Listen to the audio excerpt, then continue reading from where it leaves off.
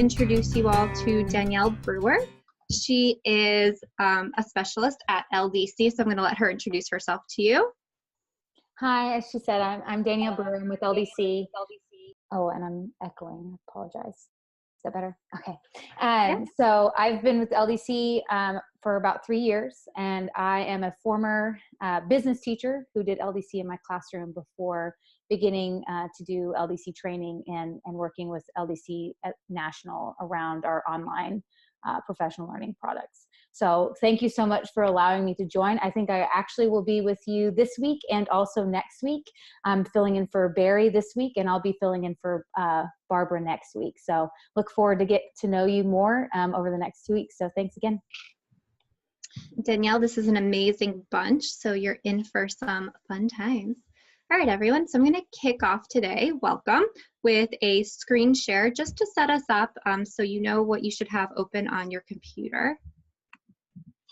All right, so you should see my screen right now. So you should have 2 LDC tabs open. Your first tab here, have it open to LDC Learner. And you can go ahead into Instructional Cycle 1, Standards Driven Tasks. And we are on session 4. And then you're also going to have your Leader tab open. So you'll go to Learn, click on Leader, Quality Tasks, and Quality Tasks Week 4. So our agenda for today, we're going to be providing feedback through task workshopping. So I love this part of our sessions because starting next week, you're going to be bringing your tasks to the table in which we start talking about them and giving one another feedback. Today, we're going to model that process using the task workshop protocol and a model task for us to all talk about.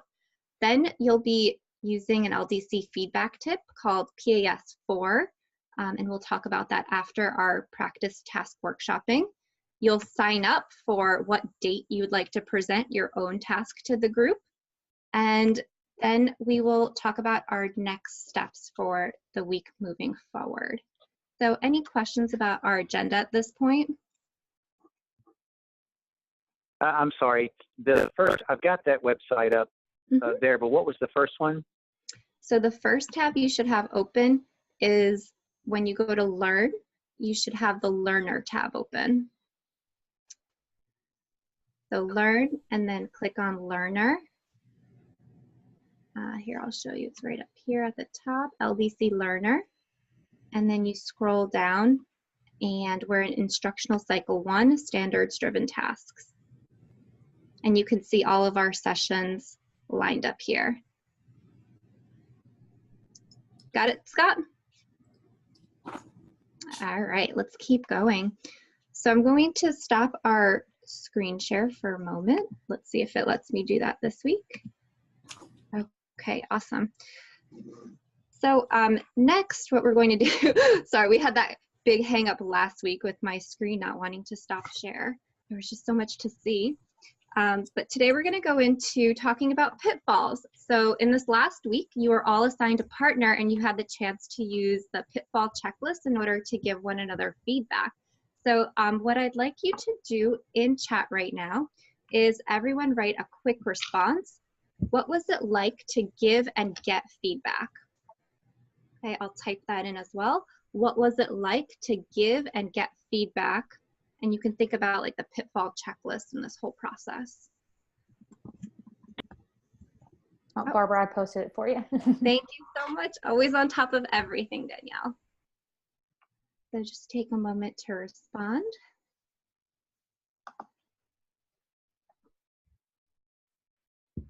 So you may want to think about, was the pitfall checklist helpful in giving the feedback? Were you confused by it? Patrick, at this point, don't worry about changing your name. We'll show you next week.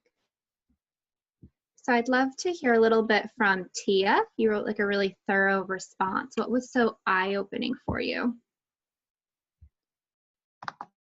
I don't often get to work with people that are a different grade level than me or different subject, or people that I haven't known forever. So it was cool to get to work with someone who has no idea what I'm teaching or how I'm teaching it, to kind of look at it and pick it apart. I've stared at that task for 3 weeks straight, and she pointed out some things that I could do to make it better. So that was cool. Thank you. Yeah, we really tried to pair you up with people that were from different districts or different content areas, just because everyone's coming from a different lens, like you said. And Connie, you mentioned the checklist. Can you tell us a little bit about why it was helpful? Well, Tia was my partner, and she pointed out something that I hadn't even thought about, which made me want to go back and just look at it myself. And I've found 3 to 4 different pitfalls that I have questions about. I'm not sure if they're, she just pointed out one thing, but it made me dig a little bit more into my own. And so having the checklist was very helpful. Thank you. Thanks for being open to that. It'll be really eye-opening also when you share your task with the whole group, and we all can think about, the strengths and areas of growth. Great, thank you for sharing. So last week, Barry sent out an email with the responsive coaching questions that she kind of urged you to also use while giving feedback. So I'll do a quick screen share. Danielle, pop the link into chat for the questions. And I'll pull them up as well. So they focus on the focus standards, the template, content, product. Was anyone able to use any of these focus questions while giving feedback? I open that to the group for a conversation. You don't have to post in chat. Did anyone find it useful for giving feedback? I didn't word for word with the lady that I guess gave feedback to. I just kind of thought about, I used that as a guide to how to analyze hers. I didn't want to necessarily go by the rubric, but I just kind of went through and just thought, okay, what can I look at in general? And my question was kind of the same whenever I looked at hers. I wanted to double check with mine, was talking about the writing product, what is your product? It wasn't clear to me, but I think part of it is I don't exactly know what goes on at other levels. I teach in a high school, and the person I observed was a preschool teacher, so it's kind of I don't know I really have no idea what goes on in preschool. I didn't go to preschool. Yeah, is it a sentence that they write? Do they speak their response in a sentence? So that's great. So the thing I love about these questions is they make the feedback really kind of open-ended. What are the products that are critical for your content, rather than the product you chose is ineffective. So it just makes the language more neutral while we're giving feedback. All right. I think it also helps too with just opening up that dialogue so that they know that you are being respectful of the work that they're doing. And a lot of times what's really great about what we'll be doing in task workshopping, when we do have the opportunity to actually have a conversation with the author, is really getting into what they're thinking about when they choose that. And a lot of these questions really get into what was their thought process, what are they ultimately really wanting to get to, so that way it helps you in providing the feedback and the support that actually gets them closer to what they were really intending to do with their task. A lot of times I just copy and paste these right into the comment bubbles. Anyone else have any response? No? Okay. So I'm going to let Danielle take it away, and she's going to talk to us about task workshopping, which we're starting next week with your tasks.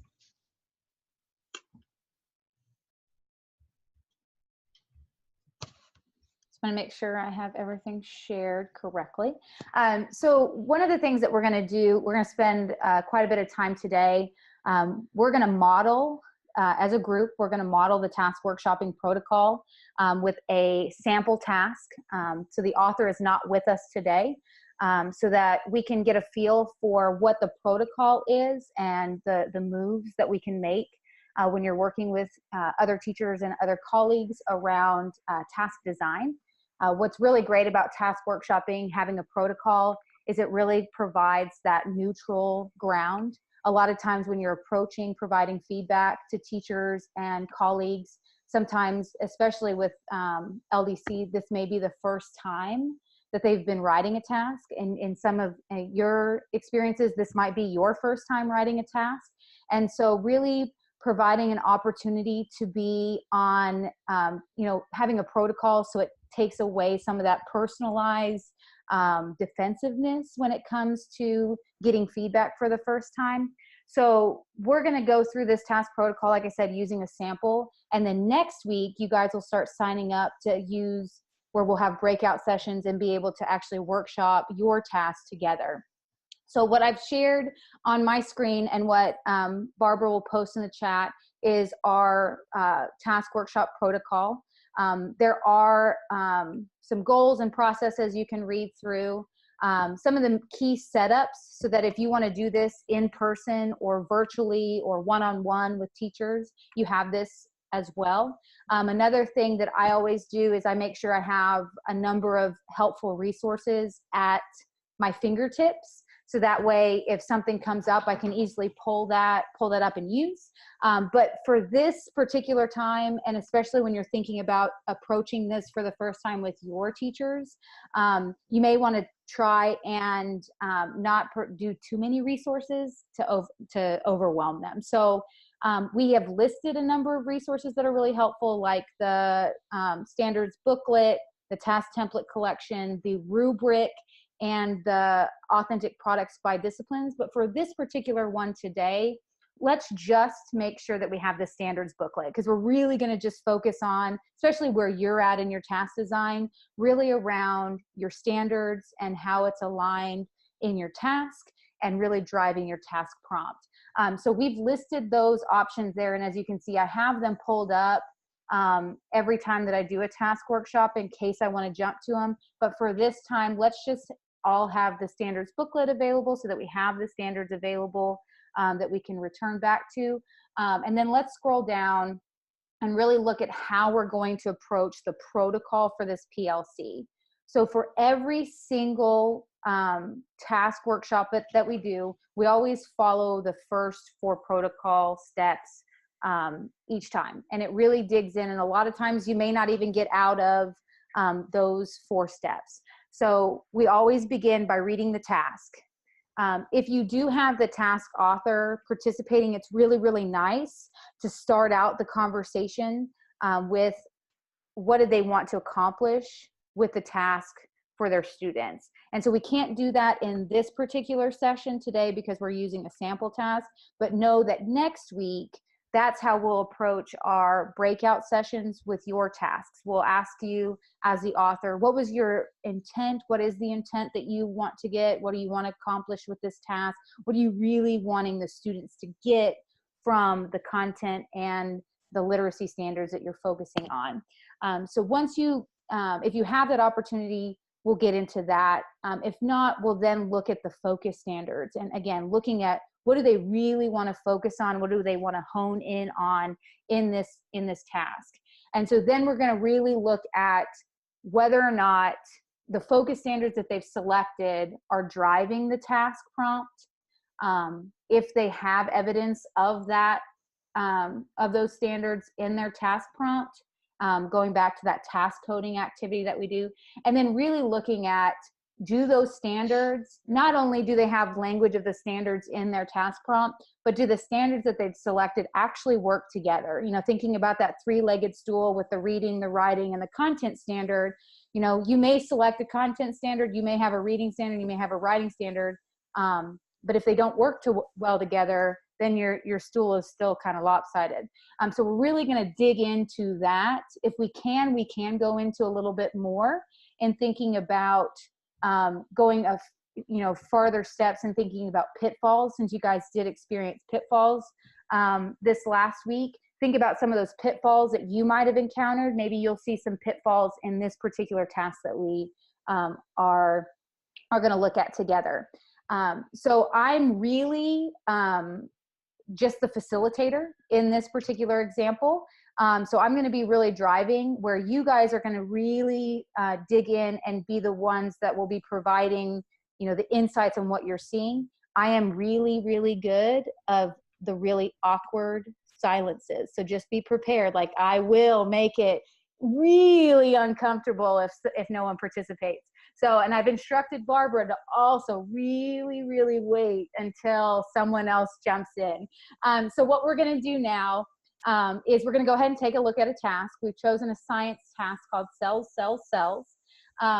We'll go into a little bit more of the protocols. Again, there's a lot more resources in terms of disciplinary resources that you can dig into. But again, at this point in time, let's really just focus on the task prompt and the standards, because that's really at the heart of how to make sure your task is strong. So to find this task, there are two different ways. Barbara's going to post the module in the chat, but what we've also done is in your cohorts, sorry, I lost the words. In your cohort collection, we've also made sure that this module is in there so that you can go back to it and use it as an example later on. So this has also been put in your collection, but Barbara's going to share the exact link. So I'm going to wait until everyone gets in. I see Stacy and I see Jesse has in there. So I'll wait and allow you an opportunity to get into the module cells, cells, cells so that we can do the workshop. Yep, the link is the last part of chat where it says task. Just click on the link below.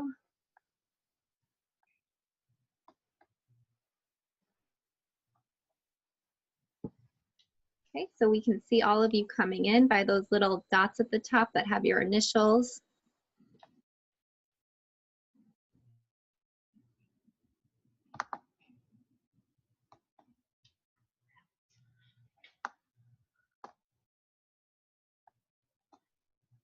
And so whether I'm doing this virtually or face-to-face, it's always really nice to have the module pulled up in Core Tools, both of you having the module pulled up so that you can see. And I also, if I do have edit access, which I don't in this particular one, sometimes I use the overview description to capture notes. If you don't have edit access, but you do have can comment, it's always really nice to capture those notes here. So in this particular, I know everyone has can comment privileges.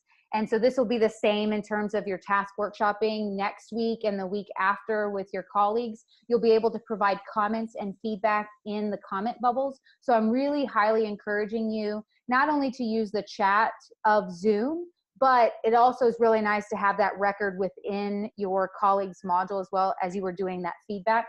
So we're going to use the comment bubbles and we'll use the chat log and this recording for feedback. So now that everyone has it open, so the first step of the task protocol is obviously taking a look at the task. So I'm going to scroll down. They've chosen an informational explanatory task, IE2. And I'm gonna allow you a minute to read through that. I won't read it over you because sometimes if I'm reading it and you're trying to read it at the same time, it jumbles up. So I'm gonna give you a minute to read through the task that they have currently as their draft right now. So since we don't have the task author with us today, one of the things we can think about as we're reading through this task right away is going to that question ourselves and thinking about what do you think as you're reading this task, what do you think the author was trying to accomplish with this particular task? So as you're reading through that task, read it one more time with that question in mind. What do you think the author might have been trying to get across when you're thinking about what did they want their students to do when they completed this module?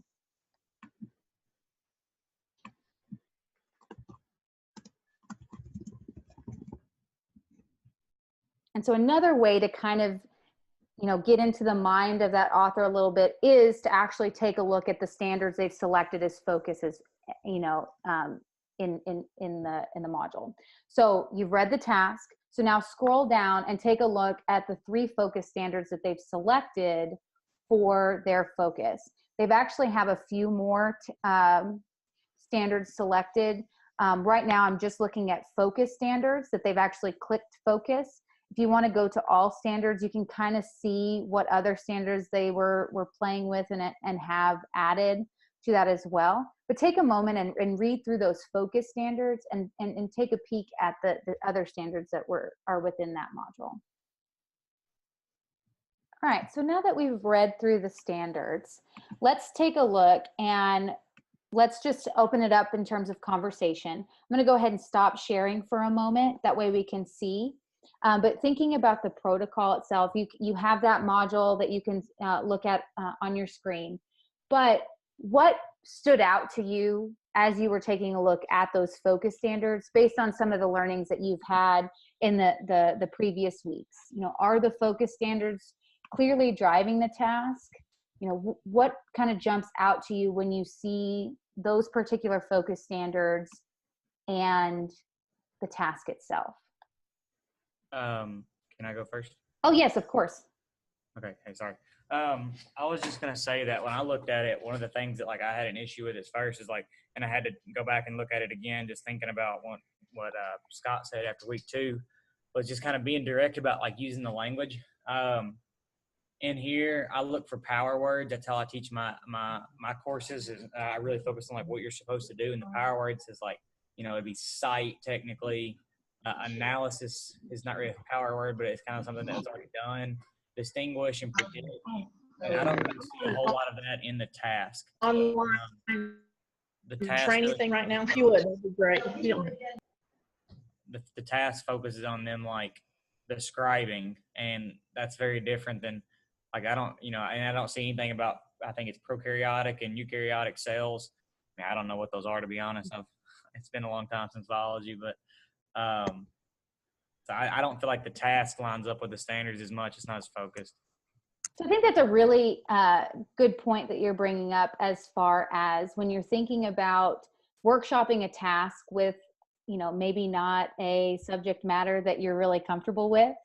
You know, you were still able to see certain discrepancies that can drive a conversation with anyone in different disciplines. Many of you may be working with, you know, a number of different disciplines that is not maybe your expertise. So when you think about, you know, he's thinking about power words, when you take a look at those particular, you know, science standards that he's selected, you know, he's bringing up the prokaryotic and eukaryotic cells, you know, is that present in the task itself?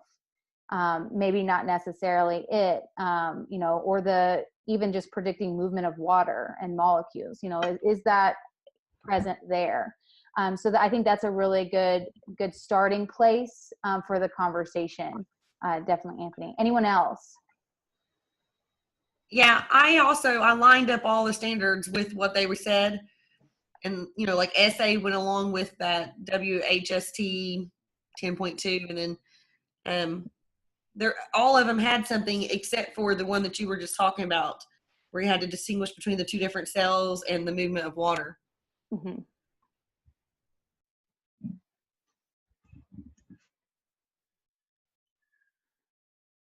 One question I might have if looking at this task and the standards is why maybe the writing standard wasn't a focus standard.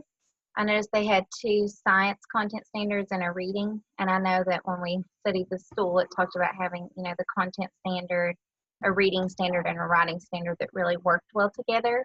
So I think maybe having that as a focus standard might make them think more about the type of product they want their students to have at the end of their module. So that was maybe a question I would have. Great point. Great point. So, Stacy, did you mean to raise your hand? Or I'm going to raise your hand. Okay. I just wanted to make sure if you had anything more to contribute. So one of the other things that kind of stands out too is, you know, what have we talked about in terms of when we think about reading standard 1 as a focus standard? And I'm just going to open up and see, you know, they have other reading standards. And when we think about, you know, reading standard 1 as maybe a focus, we've talked about in the past that, you know, reading standard 1 is really embedded within all LDC modules. And so that, you know, when you're thinking about your focus standard for your task, really thinking about, R2 through R9 as those standards that you really want to use to think about what is the thinking work that you want your students to do. Because the great thing about, those LDC task templates is that, support your discussion with evidence from the text. That's, that standard is already really hardwired into the task prompt itself. So is there another reading standard that may actually up the rigor in how these particular content standards are being approached? I was kind of thinking that the rigor wasn't there because I'm wondering, I don't know anything about science and ninth grade science, but I was wondering if this would lead to many different types of answers in higher level thinking, or is it just going to enable the student to write down information from a text? I didn't know if it would lead to higher level thinking.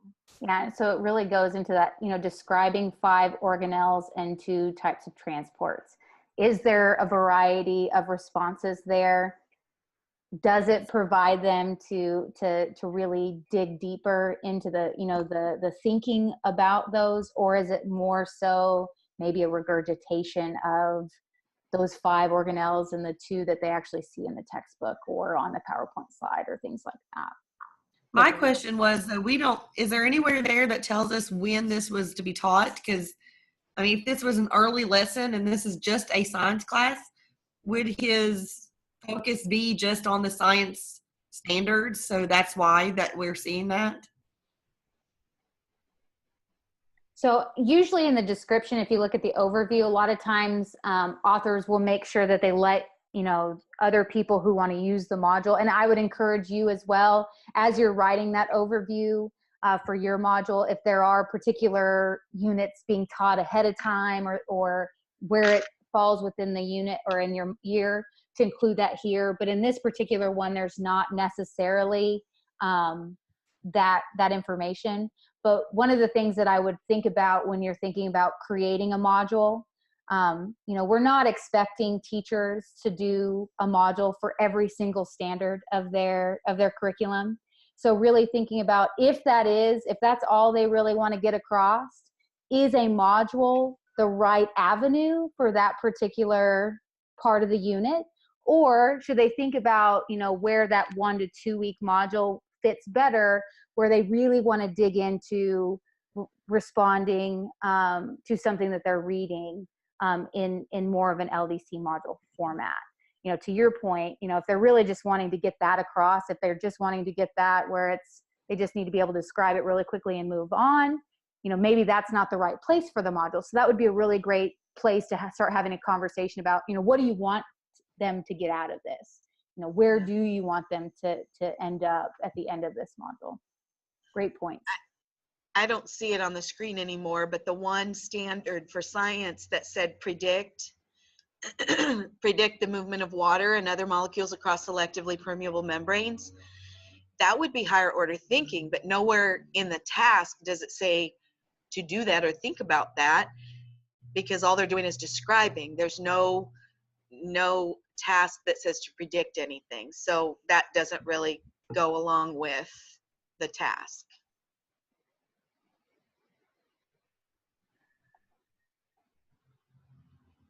Did I make myself clear? Yes. Sorry. Oh, okay. That's very, very, very Okay. good. And so one of the things too is when you think about looking at, and this brings in part of the standards, but also some of that pitfall checklist, thinking about, they have this optional question that they've added, right, to the task. Does it align with what they're actually asking in the task prompt itself? Is it the same thing? Is it 2 different, is it opposing things? Is it 2 separate topics? Will the students know what to write about? And, how do you go about addressing that? Let's go back to the standards and see what you really want your students to talk about. Anyone else?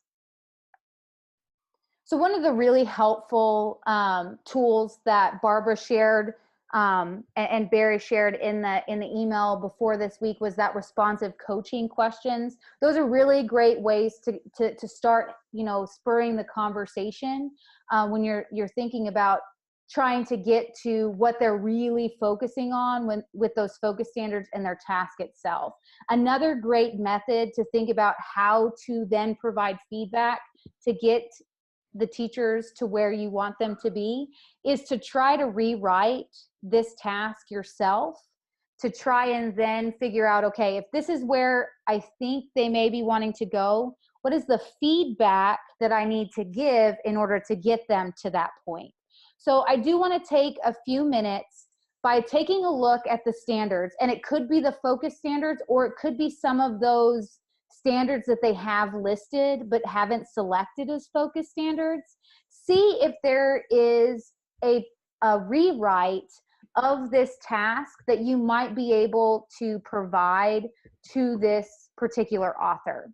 So by taking a look at the standards, whether they are the focus or maybe R6 is the one that they need, think about what task might be what this author is really trying to get at. So I'm going to give you a few minutes to take a look, and let's go ahead and post those drafts in the chat.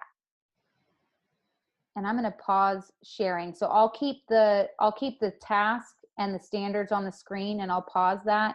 And that way I can take a look at your variations. Yep, and the question is in the chat as well. Rewrite the task by looking at the standards. I'm sorry, so I'm clear, we're going to revise that task using the standards that are there and write a new one? Yes. Oh, never mind. Yeah, I see it right there. Thank you. Mm-hmm. You got it, Scott. All right, I'm going to give one more minute. So if you can't get the full task down, if you're thinking about maybe, what is something that you may, adjust in the content blank of this task, have something posted in the chat. All right, so I'm seeing people, continuing to post their potential rewrite in the chat. Obviously, there is not one answer fits all when it comes to rewrites for tasks. Thinking about, and I'm going to put kind of that, you've got that learner leader hat that you guys are interchanging throughout this process. When you think about your leader hat in approaching task workshopping with colleagues, this can be done prior to meeting with your teacher, bringing potential rewrites before, having those ready to go so you can pull those out and have conversations about, or this can be done with the author itself in trying to rewrite the task right there on the spot with them. So thinking about a number of different ways to approach how you can facilitate this protocol. The nice thing about having some things in your back pocket is it kind of sparks, the thinking if they're at kind of a standstill. But one of the things I want everyone to take a look at what other people were posting, but not focusing on so much the exact rewrite, but as you were coming up with that rewrite, what were some of the things that were really standing out to you that would be major points to have a conversation about with this particular author? As you were coming up with that rewrite, what were the key things that were really standing out to you as really big things that you would want to make sure to bring up to this teacher? And we're going to get into this. Yeah, go ahead. I'm sorry.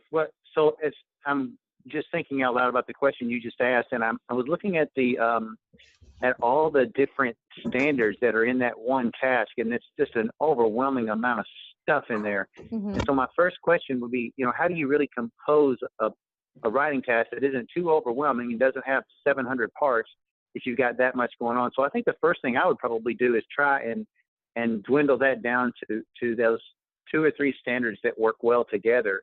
Is that something that would that be beneficial advice? Yes, yes. I think that's a really, really great place to start, because as you see, they've got some focus standards marked. Again, modules do touch on other standards, maybe not as deeply as the focus, so they have those listed.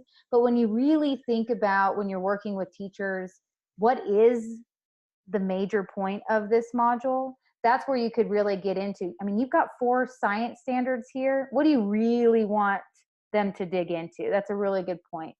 And again, always starting with the standards allows it to not be personal as well. You know, you're going back to the standards work, not their assignment.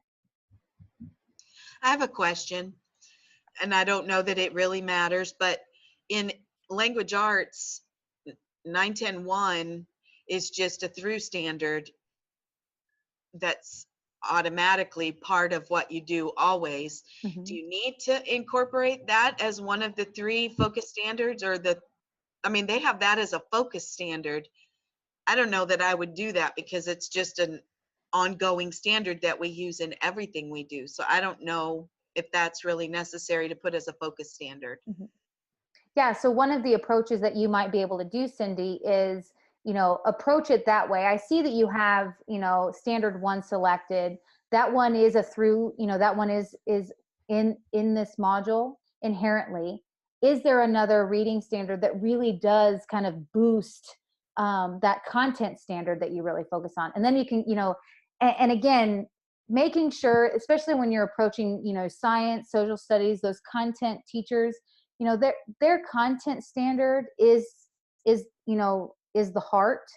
You know, by approaching it saying, you know, what is the reading standard that's actually going to lift that content standard is a great way to approach, not saying, hey, what reading and writing standard are you going to do? It's more so, you know, what science standard do you want to focus? And let's take a look at some reading standards and writing standards. What's going to actually boost that thinking work of the work you want to do in the content? And I apologize, my dog's barking.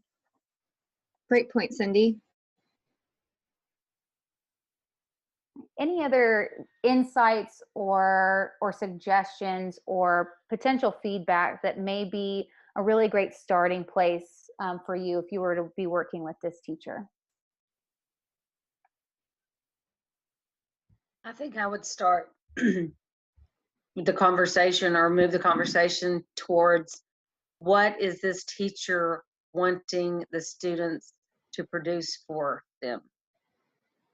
I think that this is, and when I was trying to write my task, I was overwhelmed with so much that was in here.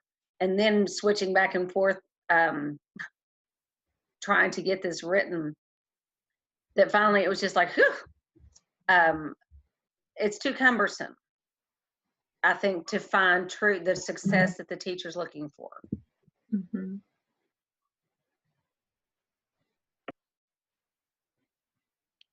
I was a couple of years ago, I saw a prompt. I don't remember. It was floating around one of those like end of course type.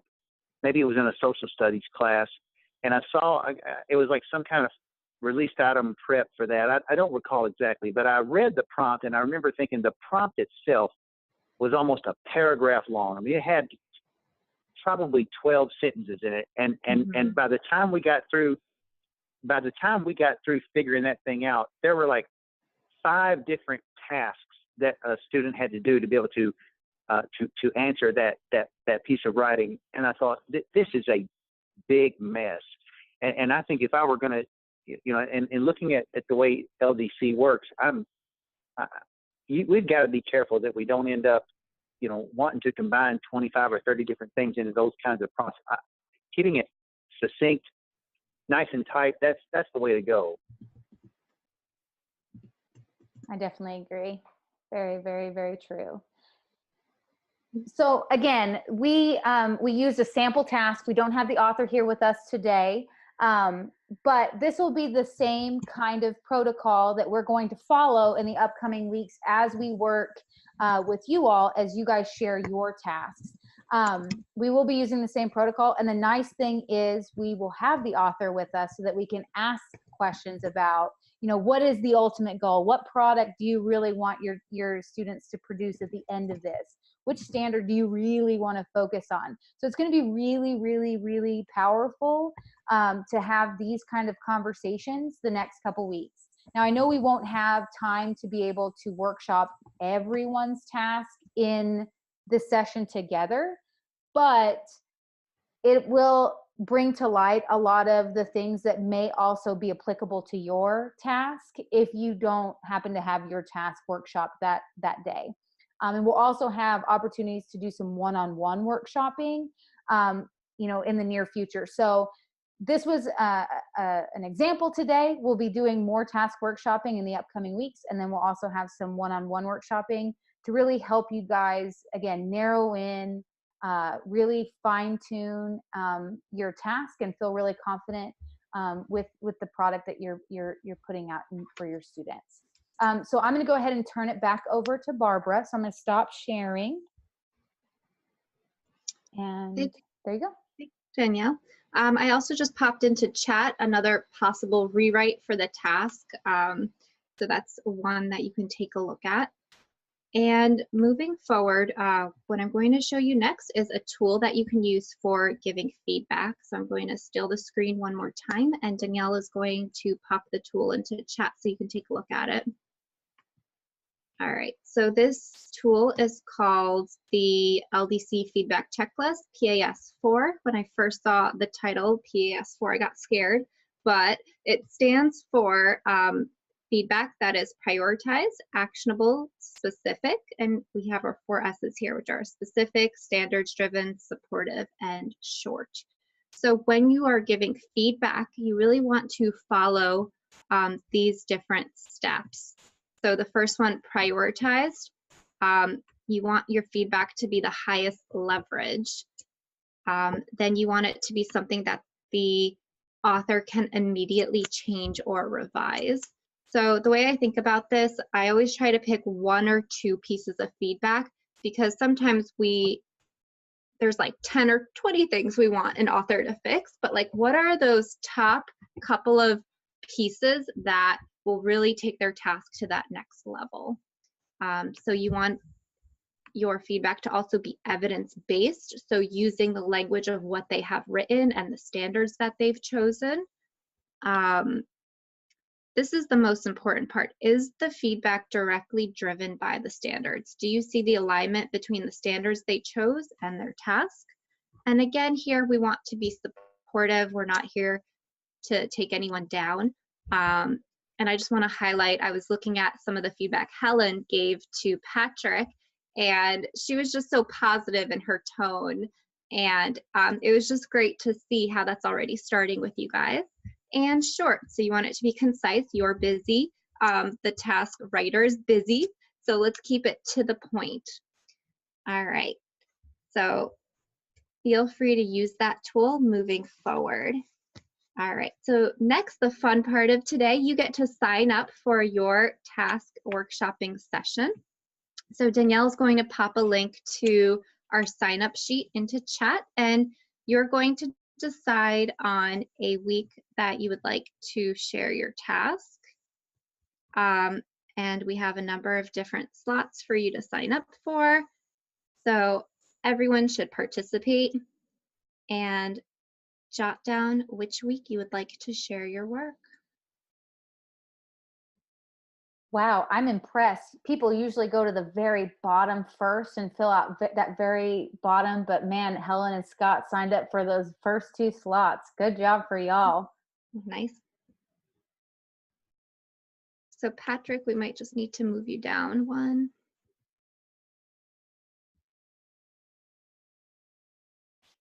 This is great. We're getting so many for the first week. All right, all of our slots are taken. So let's transition into our next steps. So I am back into our agenda. So for next week, you are going to explore session 5 for responding to the task and finalizing your skills list. So I love this part that's called respond to the task. This is where you actually get to practice writing a response to the task that you've written. And I think that's so important this year I'm teaching AP seminar, and I realized that my task was too wordy when I tried to answer it myself, and really struggled with it. So you're going to try doing that yourself this week. And Barry will send this all in an email with our Zoom recording as well. And just a quick reminder, you need to attend 80% of our synchronous sessions in order to receive credit for taking the course. So everyone's been doing an amazing job with that. And that is the conclusion of our session. Does anyone have any questions about your work for next week or anything that I just mentioned? Cindy stated that she forgot who her partner was. Will you guys reshare the partner list in the follow-up email? Sure. We will do that. How do you forget your partner? You gave him such wonderful feedback. All right. So the last part of today is our word whip. So what is one word or phrase that you are left thinking about today? So Jamie, if you didn't sign up to present, if you really want to, let us know. But right now all the slots are taken, but if you ask, we can figure something out. And we also didn't, I mean, if you don't have spots, that we have a couple of cohorts that have like 25 people participating too, and that we obviously don't have enough slots.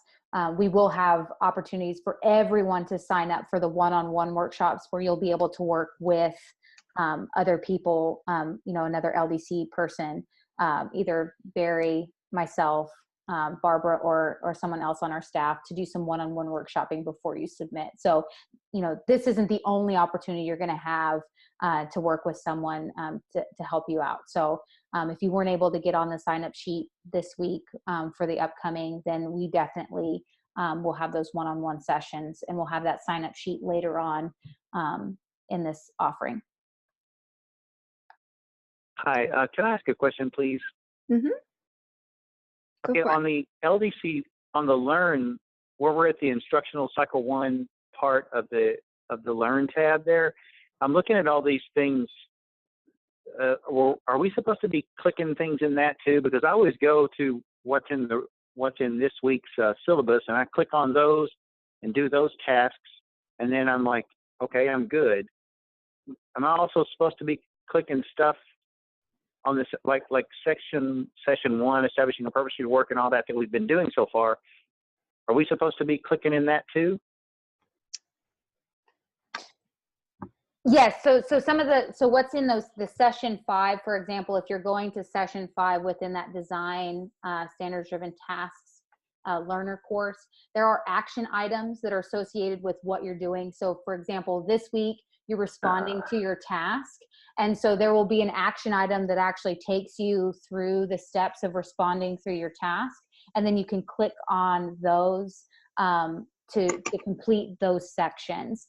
If you complete those sections, it goes towards, that certificate of completion for the design standard driven task course, which is up to, I think, 12 hours if you complete it all.